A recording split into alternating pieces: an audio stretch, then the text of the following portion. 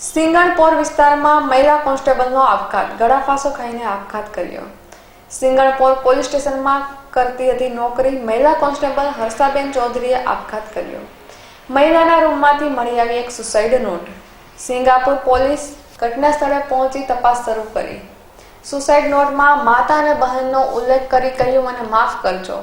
જે વ્યક્તિ ઉપર વિશ્વાસ કર્યો હતો એ વિશ્વાસ તૂટી ગયો। પોલીસે કોઈ પણ વિશ્વાસ હતો જે તૂટી ગયો તેની શોધખોળ આરંભી છે। અહેવાલ જયદીપ રાઠોડ, સુરત।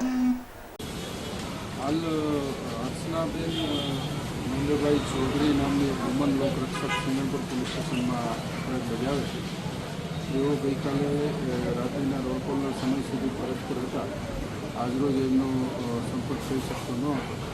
તે દરમિયાન તપાસ કરતાં સિંગણપુર વિસ્તારમાં આવેલ તેમના એપાર્ટમેન્ટના રૂમમાં પંખા સાથે ઝડપી અને આત્મહત્યા કરેલી હાલતમાં મળી આવે છે।